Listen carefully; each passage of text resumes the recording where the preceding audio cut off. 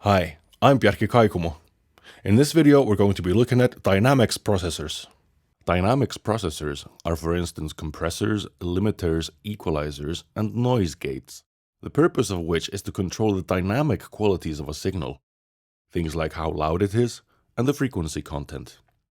They are typically patched into the signal chain on an insert. First, let's look at compressors. They, like an EQ, are our bread and butter tools and get used in every session and mix. Their main purpose is to make a signal constant, to even it out, in other words. You can think of them as an automatic volume control.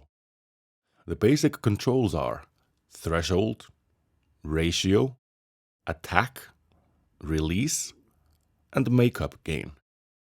Threshold is the level at which we want the compressor to start acting. Ratio is how much the signal is reduced when it goes above the threshold. For example, a ratio of 4:1 means that if a signal goes 4 decibels over the threshold, it gets reduced to 1 decibel over the threshold. Attack controls how fast the compressor reacts to an incoming transient peak. A transient is the first bit of a sound, usually the loudest. Release is the time for the signal to return to its original level. Makeup gain.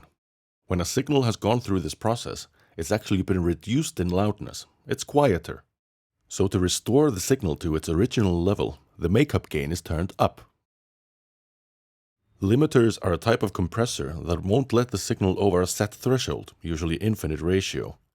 Whereas compressors roll off higher levels in a smooth fashion, limiters act as a safety net to prevent any rogue peaks from getting through. Equalizers control the frequency content of a signal. For instance, boosting or cutting a given frequency or frequencies. There are two basic types of EQs, graphic and parametric. Graphic EQs have sliders fixed on certain frequencies and are mostly found in PA rigs. Parametric EQs are more flexible and therefore more useful in the studio. They are referred to as semi and fully parametric. Semi-parametric EQs have less controls and can be found in small hardware mixers as well. Fully parametric ones, on the other hand, have precise control of all variables, or parameters in other words. EQs are often split up into frequency bands, typically highs, mids, and lows. Let's use the stock EQ in Logic Pro 10 as an example, but the same concepts apply to all EQs. First is the low cut control, also known as high pass. This removes frequencies below whatever point you set it at. The slope is set in decibels per octave.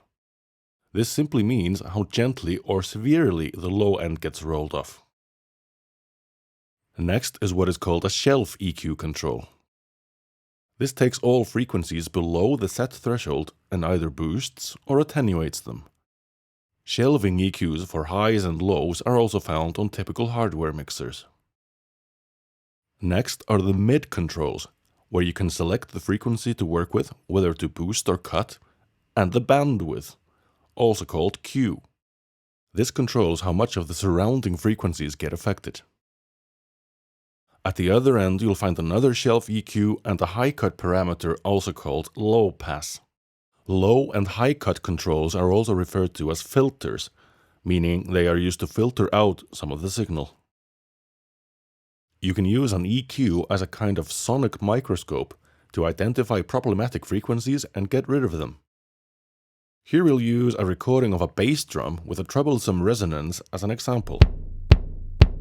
First, you set the Q to a narrow bandwidth, boost it considerably, and then sweep back and forth until you find the problem. Then simply cut it out. Noise gates work like an on-off switch to cut out unnecessary spill. A typical use is on drums in a live sound scenario. Noise gates are also found in all telephones and video conferencing software to reduce background noise. The controls are attack, how fast the gate reacts, hold, how long it stays open, and release, how long it takes to fade out.